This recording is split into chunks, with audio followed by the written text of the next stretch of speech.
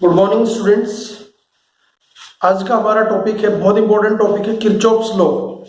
Kirchhoff's law basically हमने अभी तक रेजिस्टेंस कॉम्बिनेशंस पढ़े थे और रेजिस्टेंस कॉम्बिनेशंस को हमने अलग अलग फॉर्म में सॉल्व भी किया था। बट कुछ कॉम्प्लेक्स सर्किट्स होते हैं जहां हमें समझ नहीं आता कि हम उसमें सीरीज कॉम्बिनेशन अप्लाई करें एट ए टाइम या पैरेलल कॉम्बिनेशन करें या व्हाटएवर। तो ऐसे कॉम्प्लेक्स सर्किट्स को सॉल्व करने के लिए किरचॉफ ने दो लॉ दिए थे जिनको हम कहते हैं Kirchhoff's law. Kirchhoff gave two laws to solve the complex resistance circuits. These circuits are solved by two laws. First law is called Kirchhoff first law or Kirchhoff current law or Kirchhoff junction law, KCL in short or KJL in short. Kirchhoff current law and Kirchhoff junction law दोनों एक ही law के नाम है और ये है Kirchhoff first law. Now, according to this, the algebraic sum of all the currents meeting at a junction is zero. किसी भी जंक्शन पर मिलने वाले सारे करंट्स का algebraic sum जीरो होता है। Means I have supposed, अगर मैथमेटिकली मैं इसको देखूं तो summation I equals to zero, ये theoretical फॉर्म है। कौन सा फॉर्म है ये? theoretical form. Now अगर मैं मान लूं कोई जंक्शन J है जिस पर तीन करंट इनकमिंग है I1, I2 और I3, जबकि दो करंट इससे बाहर जा रहे हैं, आउटगोइंग है I4 और I5, तो हम कह सकते हैं एज पर the law sum of I1 plus I2 plus I3 plus minus I4 plus minus I5 should be zero. यहां पर नई चीज है जो आपको सीखनी है, वो है साइन कन्वेंशन। साइन कन्वेंशन के हिसाब से किरचॉफ करंट लॉ या फर्स्ट लॉ का जो साइन कन्वेंशन है वो कहते हैं कि जितने भी इनकमिंग करंट्स हैं वो पॉजिटिव लिए जाएंगे। All incoming currents are taken positive while all the outgoing currents are taken negative. जितने भी आउटगोइंग करंट्स हैं उनको हम नेगेटिव लेंगे। इस तरह से अगर मैं सारे इनकमिंग करंट्स को पॉजिटिव और आउटगोइंग करंट्स को नेगेटिव लेता हूं तो I4 और I5 विद माइनस साइन आएंगे। तो I can write I1 plus I2 plus I3 equals to I4 plus I5. This way I can say incoming currents का sum of incoming currents equal to sum of outgoing currents. This is called practical form. यही इसका practical form भी है, इसी को हम apply करते हैं। Kirchhoff current law, Kirchhoff current law का अगर मैं कंजर्वेशन ऑफ चार्जेस के हिसाब से देखूं तो ये लॉ परफेक्टली होल्ड करता है। तो हम कई बार क्वेश्चन आता है कि on which conservation principle Kirchhoff current law is based, Kirchhoff first law is based, तो your answer is conservation of charge. Now we are coming on to Kirchhoff second law. Kirchhoff second law और Kirchhoff voltage law KVL और Kirchhoff loop law KLL, Kirchhoff mesh law KML, Kirchhoff mesh law भी इसको कुछ लोग कहते हैं, mash loop के लिए एक इंटरचेंज वर्ड है। क्या है ये law? According to this law, algebraic sum of all the voltages in a closed loop is zero. Mathematically देखें तो summation V should be equal to zero. This is called theoretical form. Now practically किसी भी circuit में two types of voltages are there. First voltage are battery borne, जिनको हम symbol E से denote करते हैं, E1, E2, E3 and so on. तो battery born voltage जो बैटरी से आते हैं, और दूसरे होते हैं ड्रॉप वोल्टेज जिनको हम रेजिस्टेंस बोर्न वोल्टेज कहते हैं, जिनको हम कहते हैं सम ऑफ करंट एंड रेजिस्टेंस, इनको हम ड्रॉप वोल्टेजेस कहते हैं। ड्रॉप वोल्टेज तो हम सर्किट में दो तरह के वोल्टेज देखते हैं, तो ये कहता है कि सम ऑफ ऑल EMF borne या battery borne voltage and sum of all drop voltage is zero. This is called practical form. Now इस लॉ के लिए एक साइन कन्वेंशन पहले इंपॉर्टेंट है, उसको पहले देखते हैं, उसके बाद हम इन लॉ को अप्लाई करना सीखेंगे। Sign convention for second law ये कहता है कि any loop may be traversed in any direction. किसी भी लूप को हम किसी भी डायरेक्शन में ट्रेवर्स कर सकते हैं, चाहे मैं उसको एंटी क्लॉकवाइज ट्रेवर्स करूं चाहे क्लॉकवाइज ट्रेवर्स करूं, इसमें इस पे कोई फर्क नहीं पड़ने वाला, रिजल्ट सेम बना रहेगा। दूसरा लॉ जो इसका साइन कन्वेंशन है वो कहता है कि अगर हम किसी बैटरी को ट्रेवर्स कर रहे हैं, किसी बैटरी की ट्रेवर्सिंग कर रहे हैं, तो while traversing A battery E is यानी EMF का जो साइन है, E का जो साइन है वो पॉजिटिव लिया जाएगा। This sign will be positive if we traverse negative to positive terminal of cell. अगर हम सेल के नेगेटिव से पॉजिटिव टर्मिनल पे जाते हैं तो इसका साइन हम पॉजिटिव लेंगे, और वाइस वर्सा का मतलब है कि E will be taken negative if we traverse a battery from positive terminal to negative terminal. अगर मैं बैटरी को पॉजिटिव से नेगेटिव टर्मिनल की तरफ ट्रेवर्स कर रहा हूं तो ये साइन हमारा नेगेटिव लिया जाएगा। अब रेजिस्टेंस बोन वोल्टेज यानी ड्रॉप वोल्टेज का क्या साइन कन्वेंशन है, let us see in rule number 3। Rule number 3 कहता है व्हाइल ट्रेवर्सिंग ए रेजिस्टेंस, जब मैं किसी रेजिस्टेंस को ट्रेवर्स कर रहा हूं लूप में, then the direction of current is mandatory. Direction of current is important, क्योंकि करंट फ्लो कर रहा है, या तो क्लॉकवाइज जा रहा है, एंटी क्लॉकवाइज जा रहा है, कोई ना कोई डायरेक्शन तो होगा। तो आई आर का साइन क्या लिया जाएगा, आई R will B positive, I R positive लिया जाएगा if traversed in the opposite direction of current. अगर हम करंट के अपोजिट डायरेक्शन में किसी रेजिस्टेंस को ट्रेवर्स करते हैं तो आई आर पॉजिटिव लिया जाता है, और अगर हम करंट की डायरेक्शन में ट्रेवर्स करते हैं तो आई आर नेगेटिव लिया जाता है। ये इसका साइन कन्वेंशन है। अब देखते हैं how to apply Kirchhoff laws.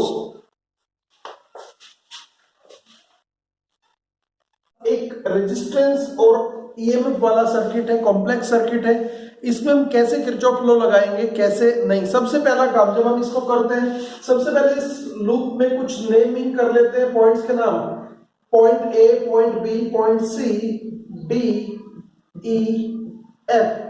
तो पहला काम जो हम करेंगे इस तरह के सर्किट्स को सॉल्व करने के लिए, हम सबसे पहले उनको कुछ नाम देंगे ताकि हम लूप के नाम क्लियर कर सके।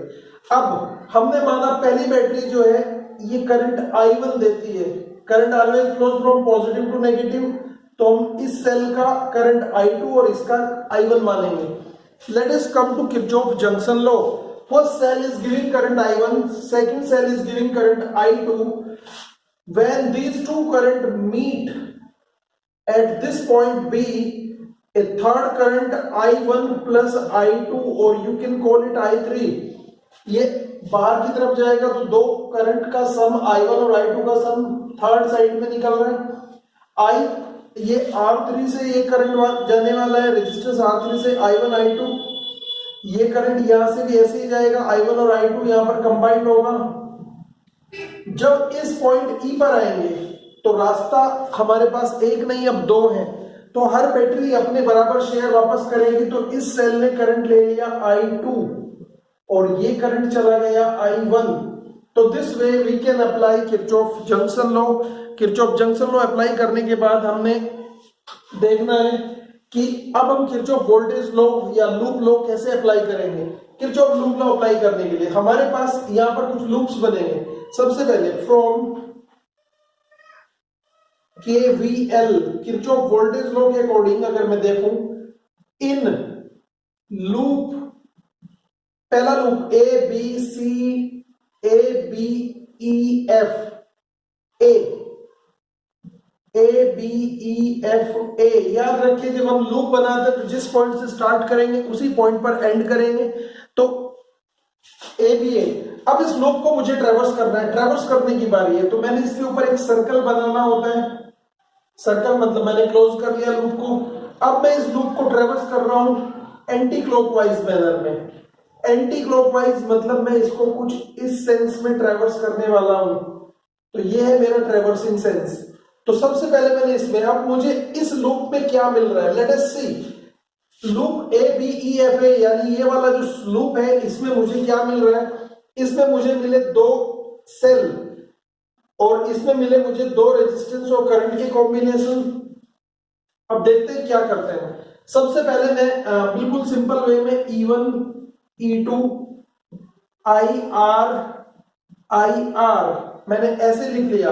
E1 E2, पहले वाले रेजिस्टेंस में करंट I1 था R1, दूसरे वाले रेजिस्टेंस में I2 R2 शुड बी 0।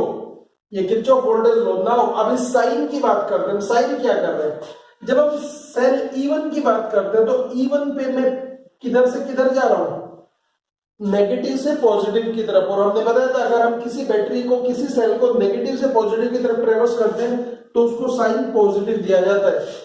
जब मैं E2 की बात करता हूं तो E2 पे लूप ट्रेवर्सिंग कर रहे हैं हम, तो लूप ट्रेवर्सिंग के दौरान मैं नेगेटिव पर एंड कर रहा हूं, यानी पॉजिटिव से नेगेटिव कर रहा हूं। और मैंने बताया था अगर मैं पॉजिटिव से नेगेटिव, बिल्कुल सिंपल सा शॉर्टकट है कि बैटरी के जिस टर्मिनल पे आपके ट्रेवर्सिंग एंड होगी उसी का साइन हम ईएमएफ को देंगे। बैटरी के नेगेटिव टर्मिनल में मेरी ट्रेवर्सिंग एंड हुई, इसलिए मैंने इसको नेगेटिव कहा। अब I1 R1 का क्या होगा?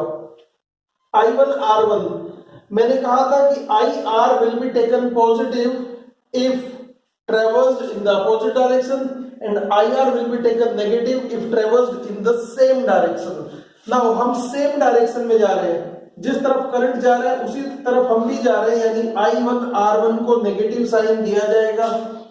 जिधर हम जा रहे हैं उधर करंट नहीं जा रहा है, हम जा रहे हैं इस तरफ जबकि करंट आ रहा है इस तरफ। We are getting in the opposite direction, we are traversing in the opposite direction. और मैंने कहा था अगर हम करंट के अपोजिट डायरेक्शन में ट्रेवर्स करते हैं तो sign of I R will be taken positive. So I can say this one.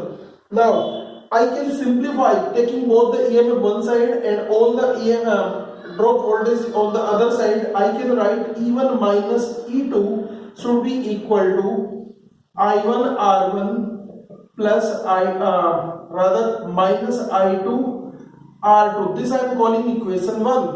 Now we are having different loop. Now in loop B C D B E B B, let us traverse the loop in the different way. हमने पहले वाले को anti clockwise traversing किया था। Now इसको clockwise ट्रेवर्स करके देखते हैं क्या आएगा। तो स्टार्टिंग फ्रॉम बी क्लॉकवाइज जाने के लिए मुझे ई डी सी बी चाहिए होगा, तो मैं इसका नाम बदल रहा हूं B E D C B. This is again a close loop which is being traversed in the clockwise manner. Anticlockwise में आपने इस तरफ एरो लगाया था और क्लॉकवाइज में आपने इस तरफ। आप अपनी क्लॉक को इमेजिन करें, जिस तरफ क्लॉक चलती है उसको हम क्लॉकवाइज सेंस कहते हैं, जिसके अपोजिट चलती है उसको हम एंटी क्लॉकवाइज सेंस कहते हैं। तो मैंने इस लूप को एंटी क्लॉकवाइज ट्रेवर्स करना है। Let us see what I am getting in this loop. इस लूप में मुझे क्या मिल रहा है? इस लूप में मुझे एक सेल और दो रेजिस्टेंस मिल रहे हैं। सबसे पहला मैंने बताया था E1 और E2 जो भी सेल मिल रहा है, E2 सेल इस लूप में है। मुझे मिल रहा है एक I2 R2 और मुझे मिल रहा है I1 प्लस I2 R3 और इस सब का सम 0 आने वाला है। मैंने पहले कहा सबसे पहले हम क्या काम करते हैं, जो भी लूप हम स्टडी कर रहे हैं इस लूप को स्टडी हम कर रहे हैं इस वे में, क्लॉकवाइज मैनर में। तो इस लूप को हम स्टडी कर रहे हैं क्लॉकवाइज, ऊपर वाले को स्टडी किया एंटी क्लॉकवाइज, कोई फर्क नहीं पड़ता हम किसी भी मैनर में जाए, क्योंकि साइन कन्वेंशन का पहला लॉ यही था, पहला रूल यही था कि आप किसी भी मैनर में किसी भी लूप को ट्रैवर्स कर सकते हैं। बी से जब मैं ई की तरफ जाता हूं सबसे पहले मुझे मिलती है सेल। सेल पर मैं पॉजिटिव से नेगेटिव की तरफ जा रहा हूं तो सेल का साइन नेगेटिव लिया जाएगा E2। जब मैं बात कर रहा हूं I2 R2, क्योंकि इस रेजिस्टेंस में करंट I2 फ्लो कर रहा है R2 रेजिस्टेंस में, तो I2 R2 में करंट की डायरेक्शन में जा रहा हूं, अपोजिट डायरेक्शन में जा रहा हूं। That's why I2 R2 will be taken positive this time. अगर मैं I3 R3 की बात करूं और I3 को मैंने कहा था I1 प्लस I2 का सम, यानी I3 R3 की बात कर रहा हूं, तो यहां पर भी मैं करंट के अगेंस्ट जा रहा हूं। इसका मतलब ये साइन भी कैसा लिया जाएगा? पॉजिटिव लिया जाएगा। यानी टू समराइज मैं इसको कह सकता हूं E2 इक्वल्स टू, अगर मैंने EMF सेपरेट कर लिया ड्रॉप वोल्टेज से, तो I2 R2 plus I1 plus I2 into R3। ये इक्वेशन नंबर सेकंड आई। सैंपल इक्वेशन में भी आपको बता रहा हूं, प्रॉब्लम सॉल्विंग थोड़ा बाद में करेंगे। नाउ हम यहां तक करके आए, अभी हमारे पास एक और लूप भी बन सकता है इसमें, जो तीसरा लूप है।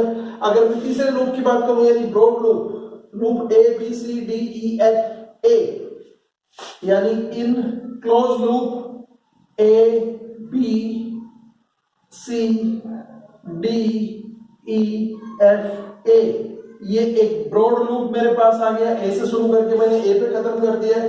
अब इस लूप को मैं एक बार फिर क्लॉकवाइज ना करके एंटी क्लॉकवाइज ट्रेवर्स कर रहा हूं। एंटी क्लॉकवाइज ट्रेवर्सिंग मैंने इस लूप की है। इस लूप में मुझे क्या मिल रहा है? मुझे ये वाली याद इस बार हाइड रहेगी, ध्यान रखना है। ये वाली आर्म जो मेरे सामने है ये इसमें नहीं होगी, क्योंकि मुझे जब किसी लूप की बात करते हैं तो हम जस्ट मान के चले कि दीवारों पे हाथ लगा के जा रहे हैं। ट्रेवर्सिंग का मतलब जैसे किसी कमरे में हम दीवारों पे हाथ लगा के जा रहे हैं, तो सेंट्रल जो दीवार है वो हमारे हाइड में नहीं आई, हमारे यूज में नहीं होगी, तो this side will be hidden now. अब कुछ देर के लिए मैं इस साइड को यहाँ से गायब कर देता हूँ। व्हाट रिमेन्स, अब मैंने लूप बड़ा कर लिया है, इस साइड को यहां से हटा दिया है अब, और इसको मैं ट्रैवर्स कर रहा हूं in this way. Don't forget current I2 अभी भी रहेगा, याद रखें करंट I2 अभी भी रहेगा, सिर्फ मैंने हाइड किया, वो हाइड नहीं हुआ, मैंने जस्ट इमेजिन किया है कि ये साइड हम इस लूप में नहीं मान रहे। अब क्या होगा मेरे पास, यहां पर सबसे पहले मुझे मिल रहा है एक सेल E1, एक रेजिस्टेंस करंट का कॉम्बिनेशन और दूसरा रेजिस्टेंस करंट का कॉम्बिनेशन I1 I2 R3, और इन सब का सम 0। एक बार फिर साइन कन्वेंशन में जाते हैं। साइन कन्वेंशन में मैंने बताया कि लूप ट्रैवर्स हम अगर पॉजिटिव से नेगेटिव करते हैं तो नेगेटिव साइन ई को मिलता है, और नेगेटिव से पॉजिटिव करते हैं तो साइन पॉजिटिव मिलता है। यहां पर हम नेगेटिव साइन से पॉजिटिव की तरफ जा रहे हैं, तो E1 will be taken positive.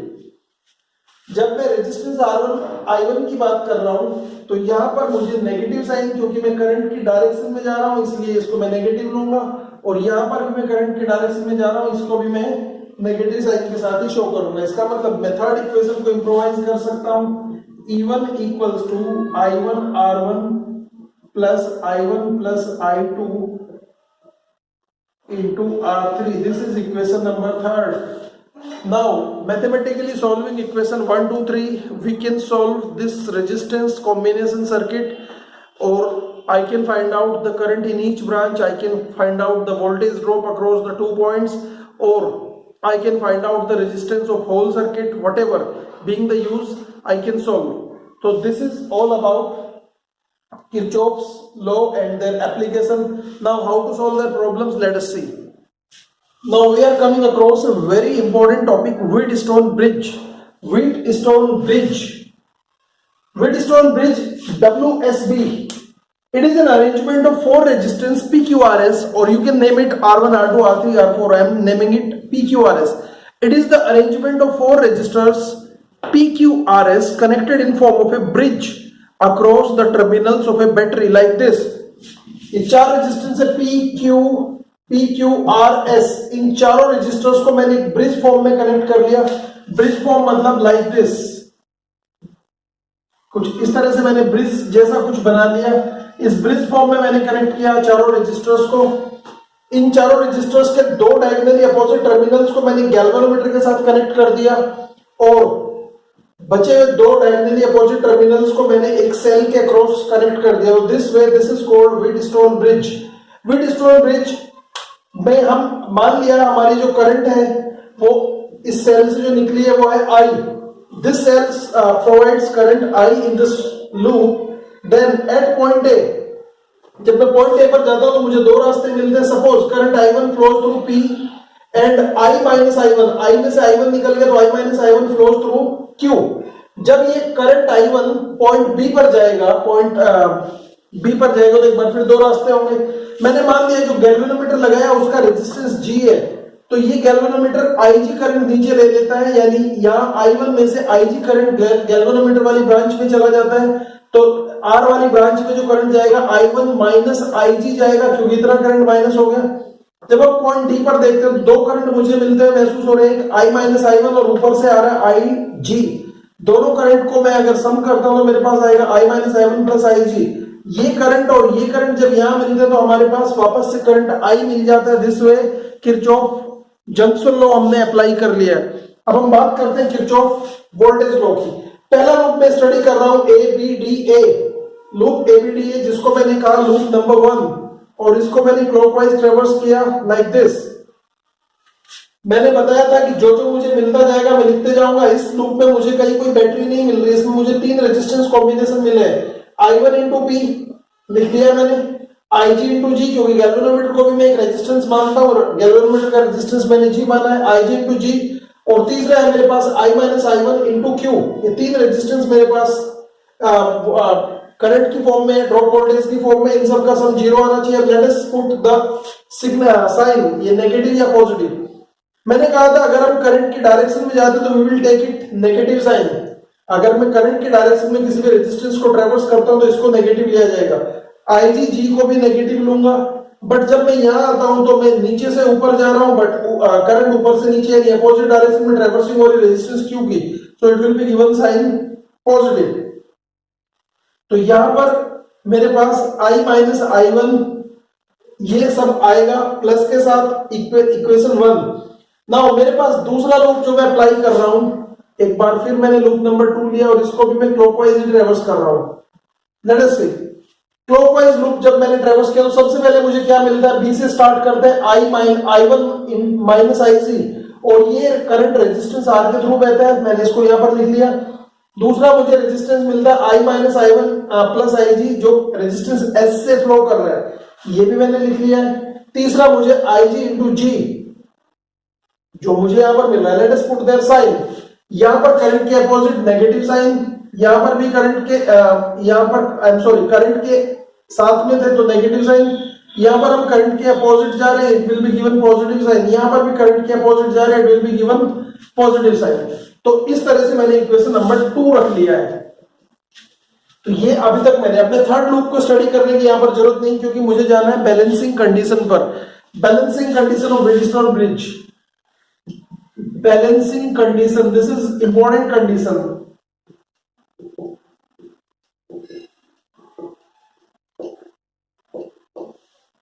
Balancing condition हम कहते हैं a bridge is said to be a WSB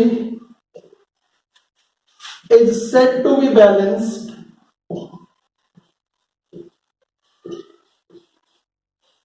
if I is equal to 0, implies that no current flows through the galvanometer.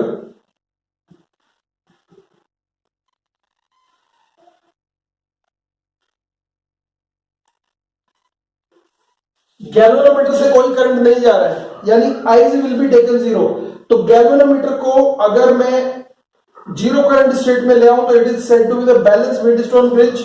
जितना करंट यहां से एंटर करेगा उतना करंट इस side से निकल जाएगा, जितना करंट यहां से जाएगा इतना करंट यहां से, यानी इस केस में हम कहते हैं point B and point D are at same potential. इसका मतलब है VB potential at B equal to potential at D, यानी वीबी और वीडी दोनों बराबर होंगे, यानी दोनों के बीच का पोटेंशियल डिफरेंस जीरो होगा। कई बार पूछा जाता है क्वेश्चन आपसे किसी कॉम्पिटिटिव एग्जाम में, या इनफैक्ट अभी सीबीएसई में भी ऑब्जेक्टिव टाइप आने लगे कि during the balancing of Wheatstone bridge what is the potential difference between point B and point D, या what is the potential difference across the terminals of a galvanometer. तो answer is zero, यानी VB और VD दोनों ही equal होंगे, दोनों के बीच में difference नहीं होगा। अब हम इसको अप्लाई करते हैं इक्वेशन नंबर 1 में। अगर मैं इक्वेशन 1 को रीराइट करूं तो मैं लिख सकता हूं I1P, नेगेटिव को एक तरफ करता हूं, पॉजिटिव को दूसरी तरफ करता हूं, I1P प्लस 0, क्योंकि यहां पर IG 0 हो चुका है, and that is equal to I minus I1। इनके साथ में यहां पर मेरे पास Q भी है, इसको मैंने इक्वेशन नंबर 3 लिखा। अगर मैं इक्वेशन 4 को रीराइट करता हूं, इक्वेशन सेकंड को रीराइट करता हूं तो क्या आएगा, मैंने कहा कि नेगेटिव वाले एक तरफ करने हैं, पॉजिटिव वाले एक तरफ, तो मेरे पास IG तो 0 हो गया क्योंकि मैंने कहा ये 0 है, तो मैं लिखूंगा I1 into R that is equal to I minus I1, और क्योंकि IG 0 हो गया तो इसका मतलब इसको भी यहां से हटाया, और साथ में ये भी मेरे पास 0 है, इक्वेशन नंबर 4। अगर मैं इक्वेशन 3 को इक्वेशन 4 से डिवाइड करता हूं तो what I get, I1P divided by I1R equals to I minus I1 divided by I minus I1, और ऊपर यहां पर Q और यहां पर S, ये आपस में कैंसिल करेंगे। What remains, P upon R equal to Q upon S। इसको मैं रीराइट ऐसे भी कर सकता हूं, P upon Q equal to R upon S। This is the balancing condition.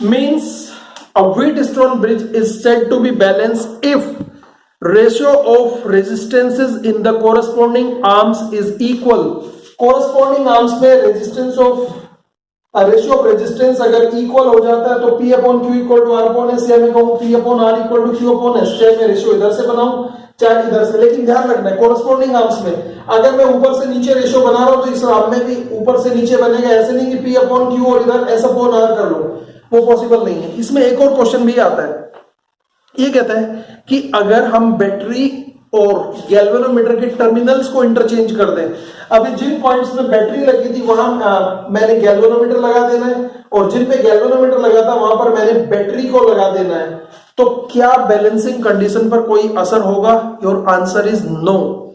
Balancing condition change नहीं होगी अगर हम बैटरी और गैल्वेनोमीटर की पोजीशंस को इंटरचेंज कर दें। रीजन इज दैट, आपने देख लिया, अगर मैं P अपॉन R ले रहा हूं तो बैटरी का यहां पर है, बट अगर मैं इसको इधर लगाऊंगा तो P अपॉन Q बन जाएगा, जो कि मेरे पास इक्वल कंडीशन यहां पर ऑलरेडी आ चुकी है। तो ये हमारे व्हीटस्टोन ब्रिज का प्रैक्टिकल फॉर्म मीटर ब्रिज हम आगे पढ़ेंगे। Thank you for watching.